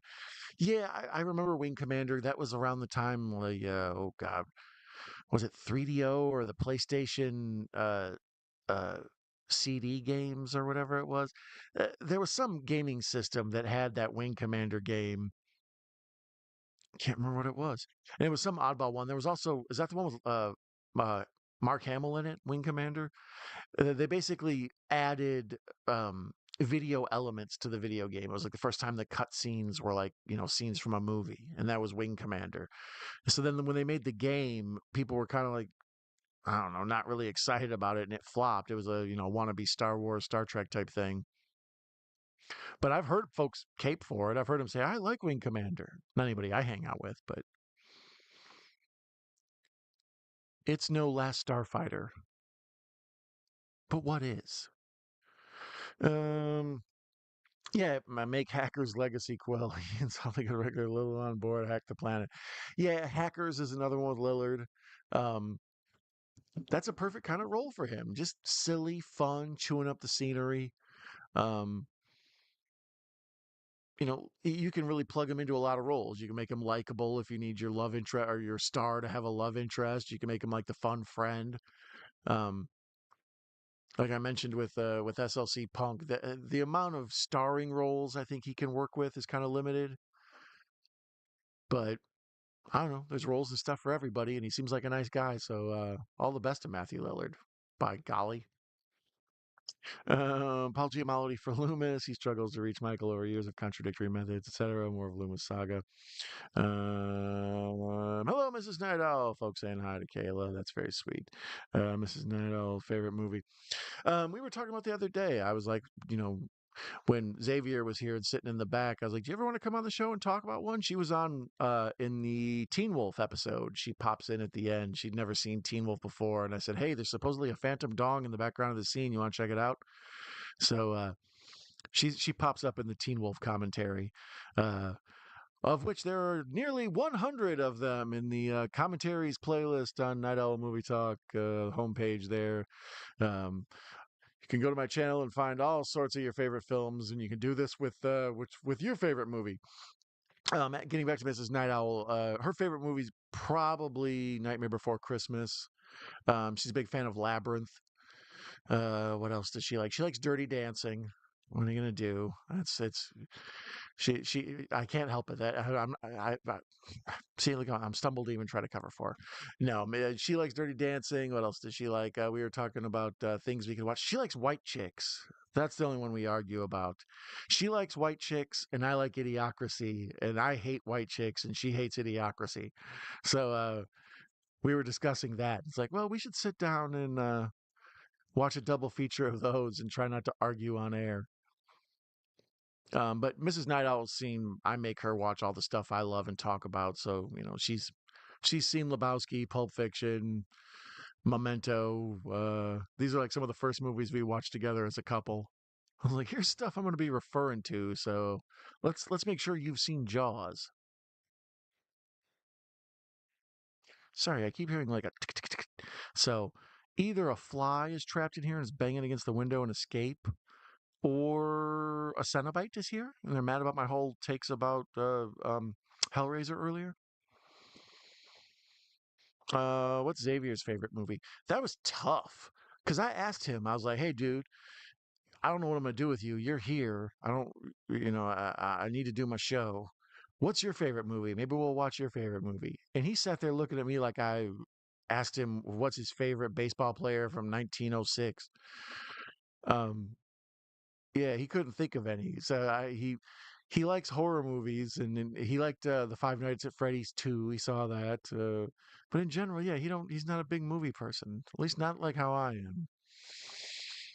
I can't blame her. Dalton is a smooth MF, and he has the best moves. Right? I made her watch Roadhouse because she liked Dirty Dancing. So I was like, well, we got to watch Roadhouse. It's the same type of thing. I love your wife's favorite movies, right? She's got good taste. Oh, falling? The tapping? Mrs. Night Owl was outside and she heard me ask what was that tapping, and apparently it was acorns. We have a running problem with acorns outside. Every now and then they drop from a tree and it sounds like a gunshot going off, and it scares the hell out of me. So here's, as I was mentioning earlier, the sort of poking fun at her pokies. A lot of poking going on. She goes into the garage to get beers for the party, and the famous scene they always use from this, with her opening the door with the headlights on. The turkey is done, but she has a good kill in this. Like she has to get objectified to make the silly point about women's roles in these movies. So then later on, when they kill her, at least she gets an awesome death. Dirty Dancing is a classic, right? She gets it. Uh, um, is that a blue and purple light? Ah, yes. This one is purple, bluish purple, and this one over here is red. I usually have two colored lights, and then I have a ring light right here. So that way you can see me, even though the TV, the color fluctuates and makes my face jump. So I usually have that right off to the side. So behind the scenes, uh, the snowball. We talked about that before. I have a Yeti, and I need to use the Yeti because I love it, and I love that I have it. But and whenever I make my other videos, that's what I use. But for some reason, when I run it through StreamYard, the voice runs behind. Like my mouth doesn't line up. It's like a bad Godzilla movie. Is this movie like The Thing? Which one? Have you been to Dells, Wisconsin? I have once when I was a little kid, but that's like one of the big things there, and I never really went to it. I've been in the area because it's one of those. It's a whole big section of Wisconsin that's kind of got a bunch of little. I don't know. It's like a not like Las Vegas. How do you describe it? It's like a tourist town area. So I've been to parts of the Dells and been to like a wax museum in there and stuff, but to go for the whole day and watch the water ski show and go to the water park and see the SpongeBob 4D movie and all that stuff they have there, I've never done that experience. Most of Wisconsin is just rivers and rafting and water slides and stuff. That's one of the charms of it. So that tapping was acorns? I call BS. I think a fly was in here because I just saw one fly by. So here's where she tries to crawl out through the dog door in the garage, and he opens up the door and hangs her with it. Which I would challenge. No garage door opener is strong enough to lift a human body. And a lot of them even have some sort of catch on it where if it bumps into anything or if there's weight pulling on it, it stops. So this is straight BS. You can't murder anybody this way, I don't think, even though I may try at some point. Um, uh, Thanks to Net. See, babe, they are good movies. I didn't say they weren't good movies. We even discussed you watching Dirty Dancing or Labyrinth. Um, what else did we watch too? We watched Goonies together with the kids. The kids weren't as interested in Goonies as her and I was. But yeah, Mrs. Night Owl, she's not a lunatic like I am. She's more of a music person. I find most people are either music people or movie peoples. She's also a book person. I should say that as well. But she likes to read. She likes her music. So some of these movies where it's like, well, how come she hasn't seen Pulp Fiction? What's wrong with her? It's like, she's actually doing productive stuff. So it's good. It's good for our relationship. I get to listen to her music, and she tells me about the books she likes and stuff. And then at night, I get to pick out some crazy show for us to watch. I like that Stu has on the Hugh Hefner smoking jacket. Like that shows that he's running this party.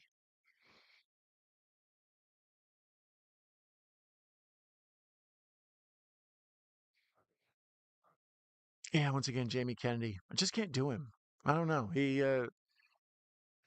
It's like, you know how you do like a copy of a copy of a copy, and you get like a weird sort of fuzzy mutated version of it.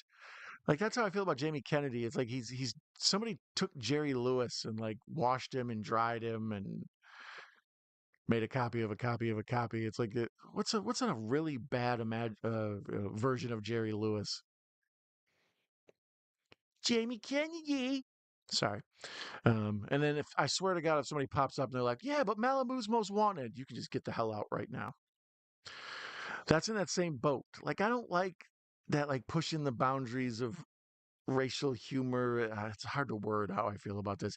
The same reason I don't like White Chicks is the same reason I don't like Malibu's Most Wanted. Like when you're sort of trading on a lot of that stuff, that's like there's a new Pixar movie coming out called Karen, and it's about obviously Karens, white ladies with short haircuts who like to complain. And I try to tell folks like that spork's racist. Like. If you made a movie called Shaniqua about a heavy set, African American lady, people would pick it. They would go nuts. So you do it with a white lady, and it's okay. It's funny. So Malibu's Most Wanted. It's like, yeah, this white dude shouldn't be making fun of black culture and how corny he is next to it, and white chick shouldn't be, white chicks is just white face. It's black face the other way around. I mean, there are obviously historical differences and a bunch of other things, but yeah, that's why I don't like the scary movies. I don't get into the Wayans brothers' sense of humor. I saw Scary Movie in the theater. Like I saw this in the theater. Loved it. Thought it was real good when it came out on VHS. I rented it. I remember that was at the age where I was living with roommates, and we'd go over to other people's houses to have roommates and stuff. And folks everywhere were watching this, so this was a big deal. Um, oh, sorry. Got sidetracked here with the. Here's the part where he's basically confessing, and he's running through all these other movies, and it's such a good scene. Like the two of them deliver like they deliver good scenes. Anyway, so this one, yeah, I saw this when I was in my 20s, and it was everywhere when I went around. I didn't see it that much because I was older when it came out.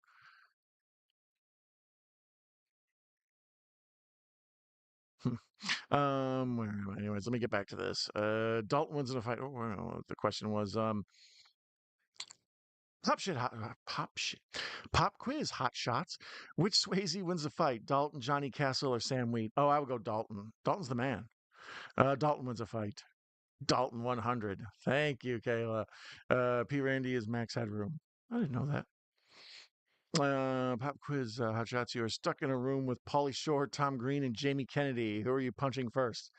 Um, Probably Jamie Kennedy. Tom Green might get away. Like Tom Green seems like an interesting dude. Like if you just sat and had a conversation with him, Pauly Shore, I would just be pleasant with and wouldn't really try to strike. I'd be like, "Hey man, how's it going?" And then I'd just like move on. Jamie Kennedy, I come over, I could see him like coming and bothering me. Like, why are you sitting there being quiet? Aren't you having fun? Leave me alone, Jamie Kennedy. Oh come on, I'm Jerry Lewis. Just bingy fingy. Get out of here, Jamie Kennedy. Yo, come on, dog. I'll talk like rap. Hold on, let me do a freestyle rap. Jamie Kennedy, if you don't get out of here, I'm gonna smack you.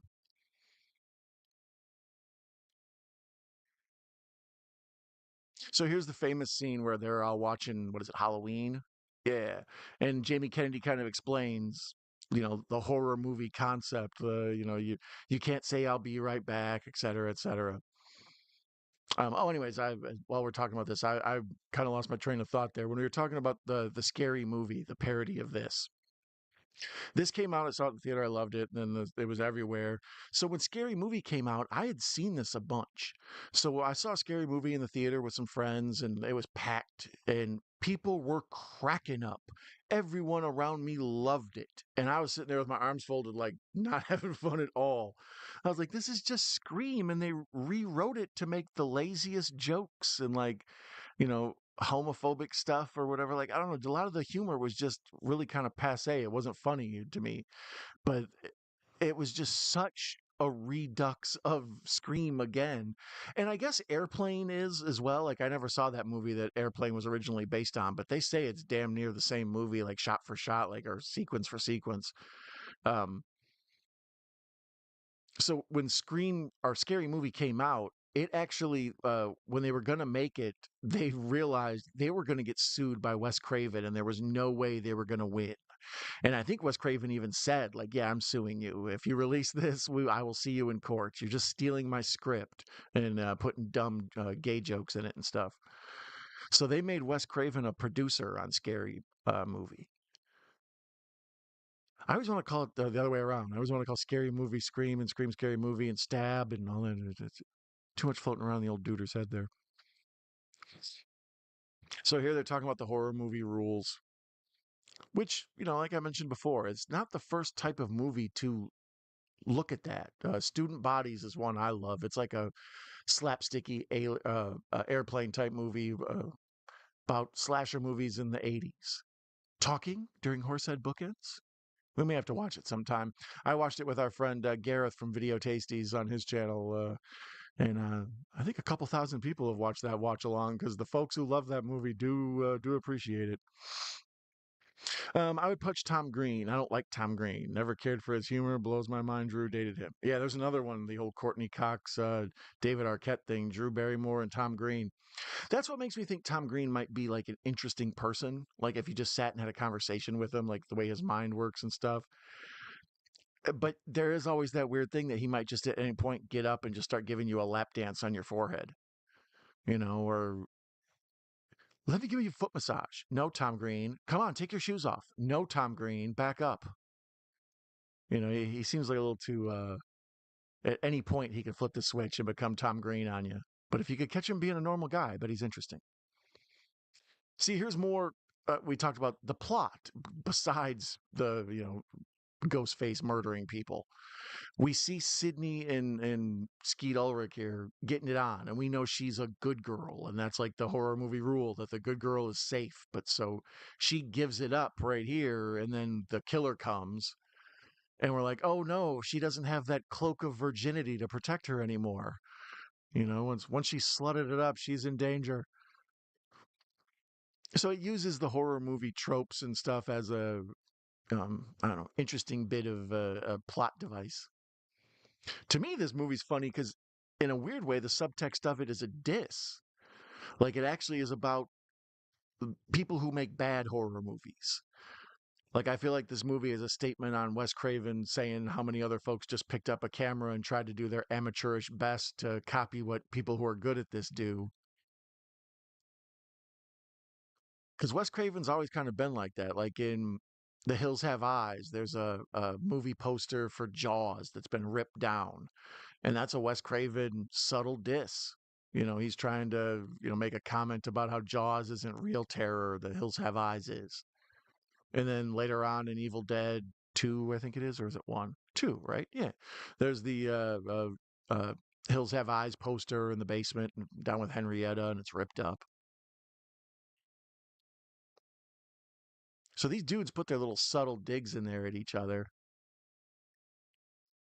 Same with in Carpenter's Body Bags. I think he mentions Wes Craven and Sam Raimi and a few other people. It's nice that they're buddies like that. So here's where Dewey and Gale Weathers get hooked up, and then it's funny to me because they get hooked up in real life. But I mean, Arquette's rich. He comes from a famous Hollywood family. That's probably how he got his job. There's a bunch of Arquettes running around. He's an adequate actor, but being plugged in probably helped. Gareth owns movie studio, pretty much. Or like in Orca the Killer Whale starts with Orca killing a great white. Yeah, there's all sorts of little like things that little tip offs that directors do to sort of just like throw shade at other folks or whatever. Um, so Wes isn't above it. That's kind of what I feel about this. I feel like there's a certain part of Wes throwing down the gauntlet after a good 15 years of being an awesome, 20 really, of being an awesome horror director. And then he makes this kind of as like a drop the mic on, but a bunch of you guys are amateurs. You're not there with the rest of us, the big deals. And he turns Ghostface into, an iconic character, one of the top, arguably Mount Rushmore of horror movie, definitely Mount Rushmore of slashers. And that Halloween costume blows up after him. Let me know in the comments or the chat if you've ever been Ghostface for Halloween. I was Ghostface for Halloween 2 years ago. I needed a costume for trick or treating, and my son wanted to be Jason. So I was like, all right, hold on, I got a Ghostface mask. I'll be your sidekick.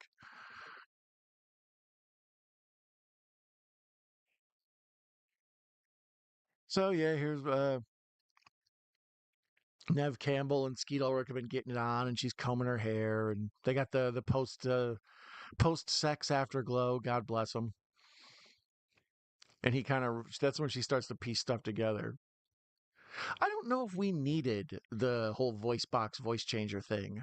I thought that was sort of unnecessary, but it is part of the whole mystery intertwined thing. I think part of the charm of this, and I've mentioned this before with Friday the 13th Part 1, this is very connected to like its giallo roots.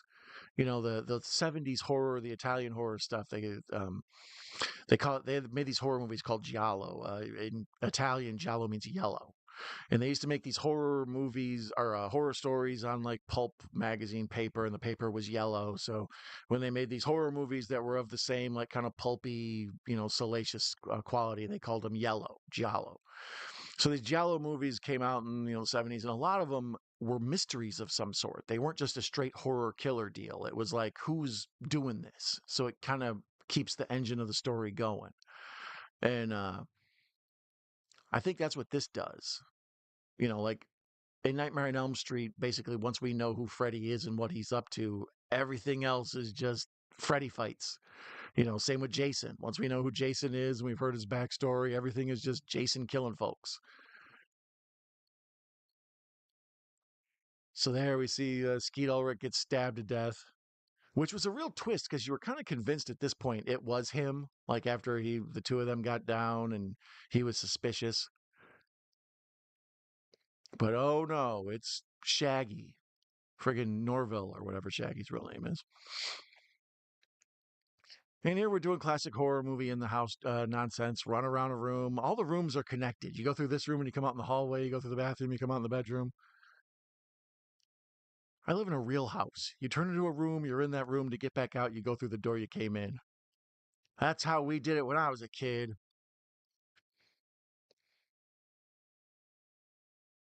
So now somehow she's gotten up in the attic, and the attic looks fun. Like the idea that there's no stoners up in the attic smoking up there when they're having this big party, I find it unbelievable. There's all sorts of like old costumes and surfboards and stuff in there. Shouldn't there be two people in there making out? So here she goes out the window and she climbs on the roof. This is Halloween stuff. Any of the, you know, trying to escape the killer from in the house, and then you go out the window and you're gonna fall. There you go, on cue. Except this one, she falls back and it's a bit of a swerve. She lands on the boat. Like there's a little tarped off boat in the parking lot. So instead of her slamming into the ground and laying there all, Jesus up like they frequently do in these movies with the crucifix pose. Instead, she lands on the oh there. When she gets out of the boat, she sees Rose. That's a good mannequin or dummy there that with her broken neck, the way she's hanging and stuff. And I like how they keep cutting back and forth to Halloween. Like I said, they were watching it at the party earlier and discussing slashers and stuff. And then all this is later copied in Rob Zombie's Halloween with the killer in the house while some dummy's watching TV too oblivious to realize that the killer's just standing there behind him tilting his head.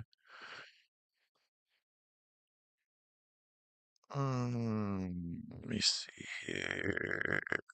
Did you know the TBS 80 sitcom Rocky Road, Arquette father in that? There's so many Arquettes. Patricia Arquette, Rosanna Arquette, the song Rosanna. um, uh, what's that my man's name? Alexis Arquette? Transgender dude, woman, whatever the proper terminology is.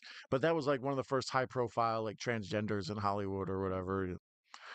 Um, was the Ward with Amber Bed Pooper Her directed by Wes? I remember that not being too good. I think that was a Carpenter because that was one of the Carpenter's last ones, and I was like, kind of eye roll. Um, a good later stage Wes is Red Eye with Rachel McAdams and Killian Murphy, however you say my man's name. That's a good one. It's kind of Alfred Hitchcock psychological deal about a woman trapped on a plane in the seat next to her as a killer, and then all the suspense and stuff that goes with that. I was Ghostface when I was 17 years old. Yeah, it's a classic Halloween costume. I've been Ghostface, Michael Myers, Jason. I think I was Freddy one year, but I didn't do anything with the face. I just had like brown makeup, like doo-doo makeup, but the rest of it was like the hat and sweater and stuff. Um, that's the great thing about these slasher, these famous horror icons. Pinhead, unless you got the mask, is a pain. You're trying to get little pins in your head at home and stuff. Chucky, all you need is like some overalls and a red wig. I've been Ghostface for Halloween, both withered old man mask and the regular normal Ghostface. I like it. My Ghostface mask was a bloody Ghostface mask. Oh yeah, I have the cheap white one, and then I have a gold one as well. It's like I think later on they used it in the new updated ones. It looks just like the regular white face, except it's like a gold lame shiny deal. So it's like a robotic, futuristic Ghostface. That's a big old plate of red herring being served there, right? Sequels I wanted: 1995 Doctor Giggles 2, 2003 Valentine 2. Yeah, see, I had mentioned earlier one of the things on this channel I'd discussed. Uh, my friend Horror Cat Dad and I, Larry, we used to do a show called Into House. And on my review of Eli Roth's Thanksgiving, folks got very upset that I didn't like that movie, and I compared it to Valentine. I lost like 8 subscribers during that live stream or something. um, and I didn't mean that as a diss. I thought Valentine was fine. It's not great, but it's better than a lot of stuff I've seen. Um, I like those type of who done it murder mystery slasher movies. The old this guy was wrongly accused of whatever, so now he's coming back and killing everybody. It's like, I don't know, it gets tired. This guy escaped from a mental institution. He's just crazy for the sake of being crazy. It's like, all right, I guess. We've already got movies where that happens. Yeah, there is a fly in here. F you, sucker. Then it says Boglins because Mr. Bones is there. The creator of Valentine just passed away, I believe. I didn't know that. Be the Werewolf and Howling. Oh, there he is. Boglins. Thank you. I wanted a ghost face blended with a fog ghost mask. I'll take it. Boglins. Be the Werewolf and the Howling. I'm down for it. Boglins. Yes, he was terrific. Jamie Blank's a great chap. Oh, the director of Valentine. Yeah, I thought that's another one, Valentine, when we talked earlier about the movies that this spawned, sort of the children of Scream. Once this proved to be a financial success, it was a budget of 14 to 15 million, box office of 103 domestic, 173 global. So if you can spend 15 million and get 173 back, of course everybody everywhere is going to try to do that. Hey, I know a guy that sells cocaine. I can get $15 million. Next thing you know, we're all watching House of Wax, and Paris Hilton's all zooted up. Uh, let's see here. I remember not liking Valentine mostly because none of the female leads were likable. But after a recent watch, I dug it a bit more.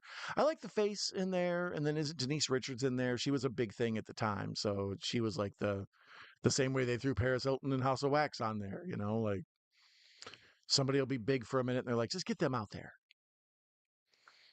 Urban Legend was my favorite post Scream thriller. There's another one. Welcome, Ben Grimm. Nice to see you, my friend. Ben Grimm is also up all night. Jamie Blank's movie too. Um, yeah, I liked Urban Legend. I don't remember if I liked Urban Legend Bloody Mary or not. I don't know if I did or not. I don't think so. But yeah, that's just a whole basket full of those movies that came out that um, take popular, pretty young TV stars or young actors, Chad Michael Murray or whatever. And it's like, get them into horror movies. Just there's tickets to be sold to teenagers. If we can make it PG-13, awesome. Otherwise, let's make sure we get our 3 sets of boobs to get our R rating. 2.5 sets of boobs. The old Roger Corman rule.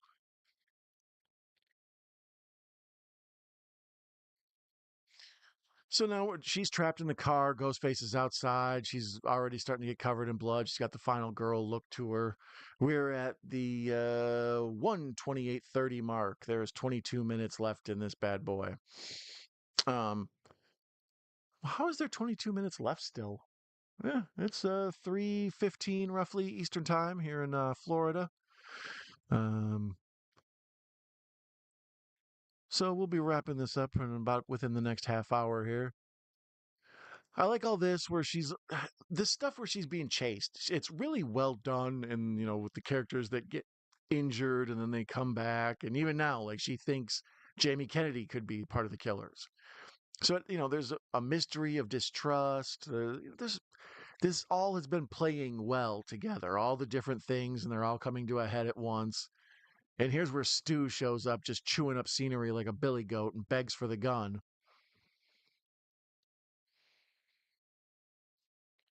Sydney, baby, please give me that gun.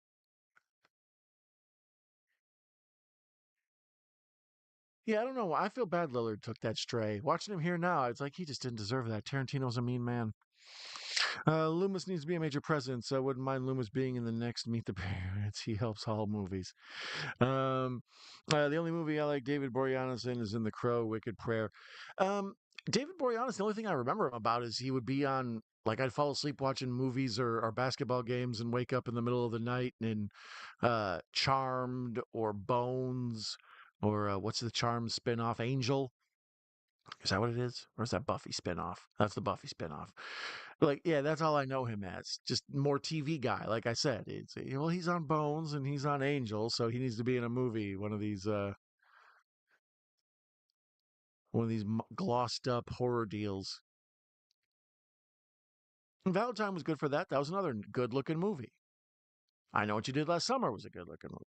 They all look good, but this one has the best plot, the most development, the most interesting, the most gravitas because of who made it.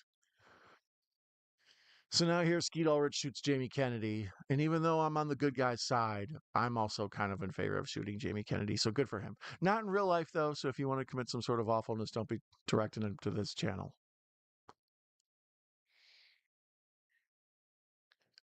So here's when Matthew Lillard shows up, Stu, and we see that he's got the voice changer, and that's like the big reveal that it's these two.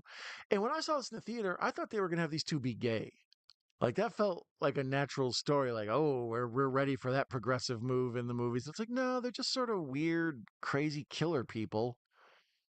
Which that's all throughout history in horror movies. The Leopold and Loeb characters, the who are the Night Stalkers. Wasn't Richard Ramirez? Didn't he have some help? Same with the Green River Killer. Wasn't that a couple people? I know the cult in Cobra was.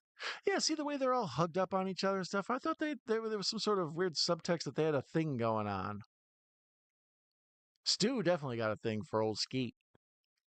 Oh, y'all Skeet, Skeet, Skeet, Skeet, Skeet. Oh, y'all Skeet. Now I got to pay little John money. Damn it. Uh, no, he was on Buffy and then Angel. Yeah, yeah. I thought Angel was a spinoff of Buffy, but I was confusing Buffy with Charmed.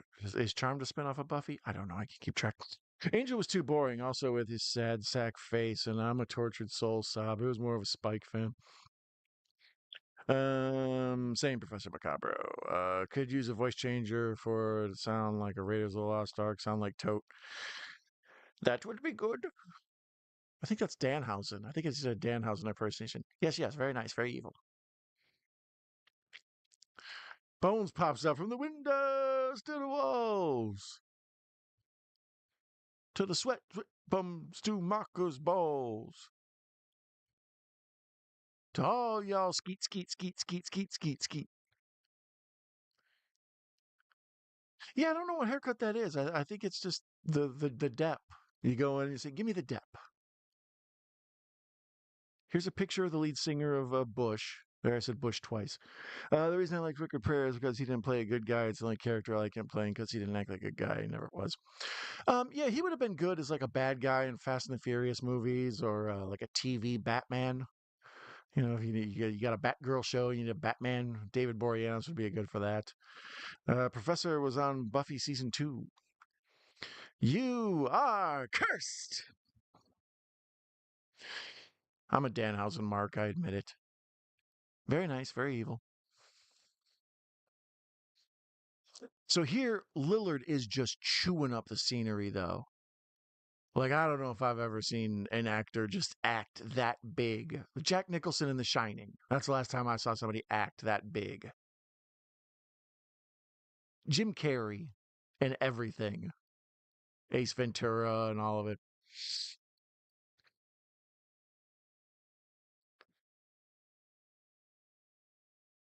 See, so I'm so confused now. So this is the dude, isn't it Cotton Weary or whatever? But this isn't Liv Schreiber. That's not important. Danhausen, very nice, very not so evil, right? Gareth takes over a Hellraiser franchise and is a pinhead. Help him video shop pin up posters. I'm down with that. See, it's funny though. WWE is using Danhausen just how I thought he should have been used on AEW. He's I don't think you can use him as a wrestler, maybe as a manager or something, but I thought they should have let him host one show, maybe the Saturday night show, and then let that RJ City dude host the other show. And have their silly asses just walk around doing the interviews, being fun. It breaks up the matches. That's exactly what they're doing with Danhausen and WWE. They've tried to do that a bunch. It's like just find somebody interesting to be like a general manager type, but they just have Danhausen wander around backstage doing vignettes to break up the matches. Did you hear that news today? They're saying Tony Khan tried to buy WWE back when it was being sold. That's fascinating to me. Okay, that's Sydney's dad. All right, so he's hardly in this movie though, right? Like,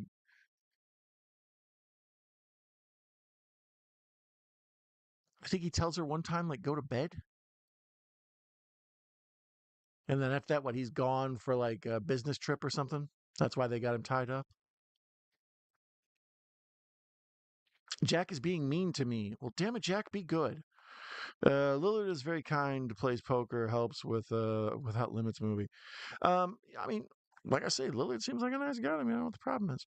I'm hoping for a tag team with Danhausen and R-Truth, right? That's like the classic. Um, or have Danhausen get control of the Wyatt Six. Very evil, very evil.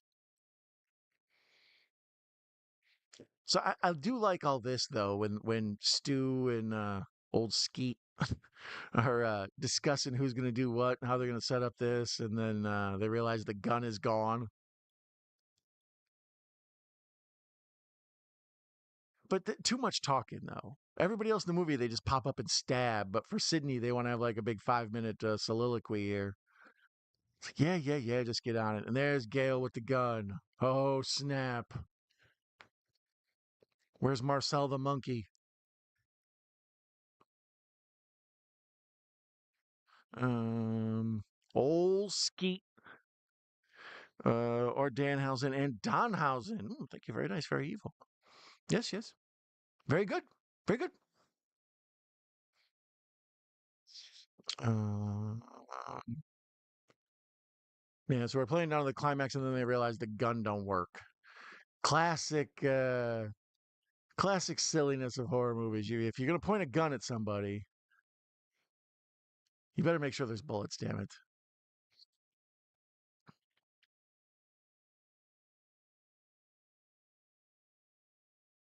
Yeah, this is all. I don't know. It's hard to hate on this movie. All the acting's good. All the performances are good. It launches a franchise.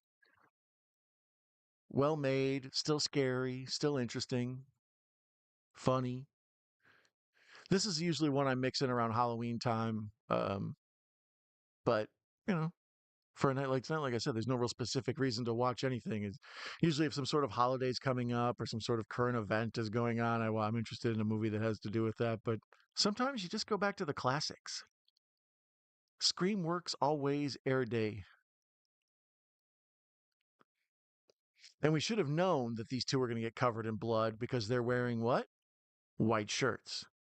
Well, his is like a cream sweater, but Skeet's got the old V-neck joint on, that white T-shirt joint he be rocking.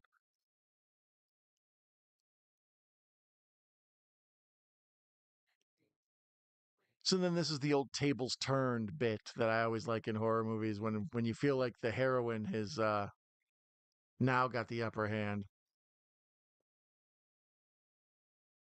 Yeah, Lillard doing great here. He's bleeding out. He's chewing up the scenery, but he's sitting here in a oneer. He has to be entertaining. The whole movie's relying on him talking right now.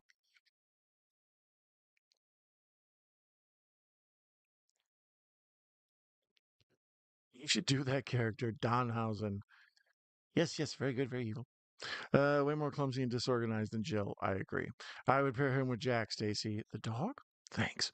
If Don does Danhausen, just alter the face of paint a little. Danhausen is makeup copyright. Now he has David is helping him out.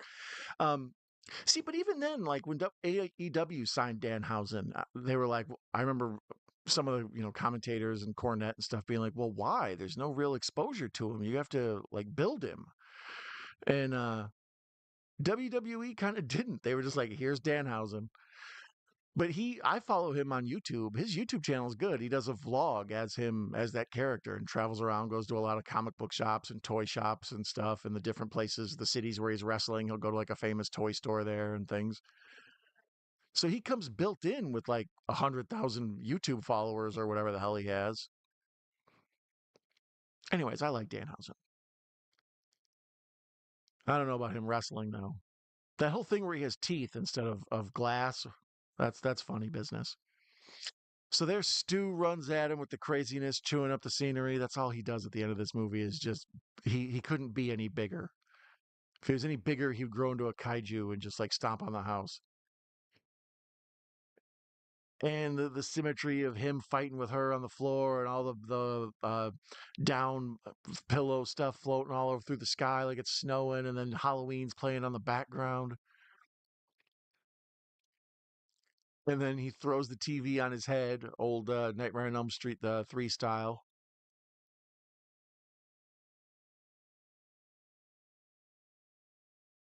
What's your favorite Wes Craven movie?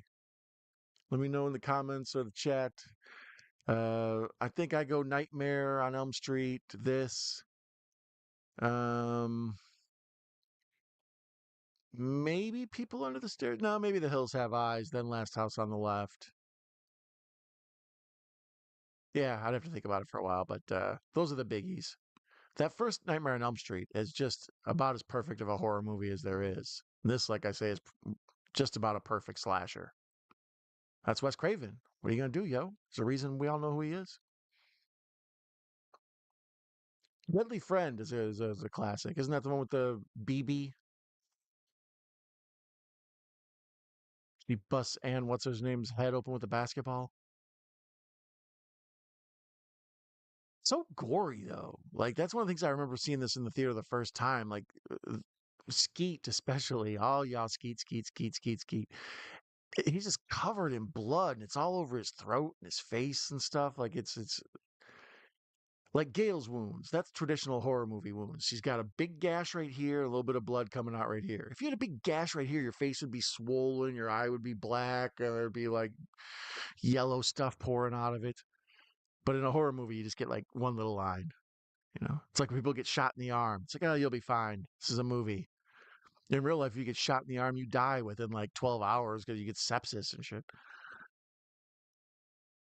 So there's the big jump.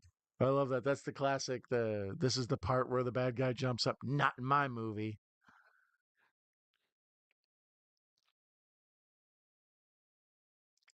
Yeah, Sydney's dad. They don't really spend a lot of time developing him, as I didn't even remember it until Ben pointed it out. I feel like he should have had one or two more scenes to make him likable, or maybe a backstory where she talks about how her dad did something when she was little and what a great guy he is. He's just sort of a plot device. And there it wraps up. She's doing her news report, and it looks like she's in the house from Real Genius, the one that they fill up with popcorn, and the laser makes the popcorn pop.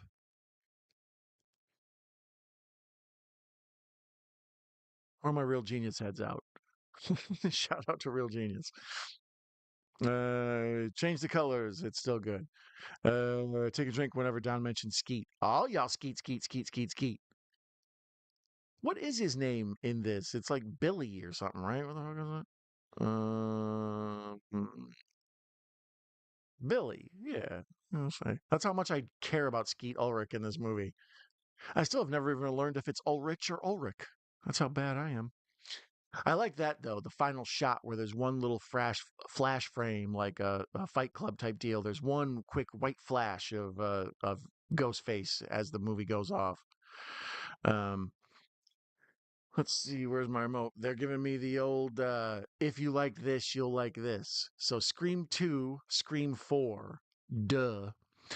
Jury Duty presents Company Retreat. Beavis and Butthead Take America. Do America, sorry.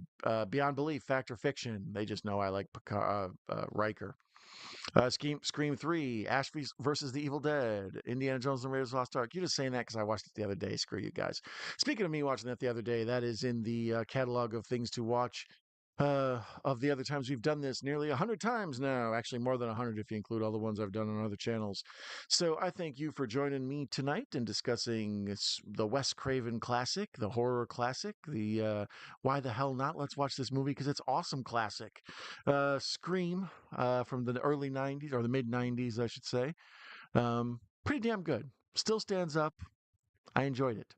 I thank you and all the folks that joined me tonight, Mr. Bones, Professor Macabro, Anthony Chabot, Clarkson, all these folks. Clarkness 77. I gotta familiar myself his page better. What a movie monster, what movie monster you choose, and what do you do? The furry one from Monsters Inc. It doesn't matter what kind of drink it is, there have to be alcohol bones. Nah, man. You hit me with that phone, you dick. Wasn't in the script. It was a reaction was legit. That's pretty funny. Okay, every time Don says Skeet, I'll drink water. Well, better water than Skeet. If he wrestled, it should be against cruiserweights luchadors when he first got signed, and people saying they wanted to see him against Mr. Iguana. Yeah, I heard they were talking about either a match or a tag team or something. I still haven't seen Mr. Iguana live. I've just heard about him. He's got a puppet, right? He's got a little thing that's on him. Oh my God, the baby is crying in the other room. I'm gonna have to kick that baby's ass. Me, Myself, and Irene was a hit, and I would have Lillard for a sequel to be related to Jim Carrey. Me, Myself, and my zany cousin. I could see it. People Under the Stairs. That's your favorite, Wes? It's People Under the Stairs is good. You know, you break into a house. It's the what do you call it? The collector plot. It's like you break in the house and there's some creepy stuff going on in there, worse than whatever you're up to. Drink 15 times, Nan. Yeah, right? For all y'all, Skeet, Skeet, Skeet, Skeet, Skeet. It's so hard to pick. I love Wes Craven movies. Yeah, they are good. Don is the head of the Chill Factor fan club. I am the Skeet Ulrich Chill Factor. What else? Who else was in that? Is that one of the Wayans? Who's the other guy in that? Um, Nightmare on Elm Street 3, Nightmare on Elm Street, Scream, Vampire in Brooklyn, Swamp Thing, my top half. Oh, yeah, I forgot Wes did Swamp Thing. I used to love Swamp Thing as a kid. The last couple times I've watched it, it was a little more corny, but as a kid, I thought it was the coolest. That makeup on Swamp Thing looks cool. So, yeah, I'm a fan. I'm a secret fan of Swamp Thing. Um, I don't know, Nightmare on Elm Street 3 over 1, huh? Ben, you always got good takes too. That one starts Cuba Gooding, and the chat from his name starts with Skeet. Yeah, there you go, Cuba Gooding. I knew that. I knew they had to do the 48 hours plan. After 48 hours, so many damn buddy cop action movie type things. You know, Bulletproof was the one with Damon Wayans I was thinking of. It's like when you're going to white guy and a black guy, and then just send them on an adventure. Sydney, I mean Sydney's dad likes ball gags. Yeah, he does. Billy Loomis, Billy Loomis. Oh, that's right, because his name is Loomis. Yeah, duh. See, I never even think of him. I'm just always he's always Skeet. There need to be a scene of them chopping wood together and getting a deeper pet and walking around and getting ice cream at a mountain shop. Commando knows how to build father daughter. Yeah, the commando. That's how you build a relationship right there. You get ice cream, you put it on each other's nose. Beavis Takes America, a stripper. Glad to have caught your stream, Don. Night night, everyone. Welcome let me start over. Thank you for being here, Macabro. I'm glad you're here whenever you are. It's awesome, and I thank all of you for being here. Stacy and uh, Nanette and Swamp Kitty, Swamp Kitty. Erica's here. I don't think she is. Is she? Is Erica here? I don't see her. Anyways, if Erica was, I'm sorry I missed her. But anyways, I thank you for being here, and be sure to join us again next time we watch a show, some sort of movie. I think I'm gonna start doing some Twilight Zones and have some shorter episodes that aren't all 3 hours or whatever. But this one is indeed a good 2 hours of fun of watching Scream with you guys, and I thank you very much for being here. And it's time for me to go see what the hell that baby's crying about. So I wish you green grass and high tide forever. Adios.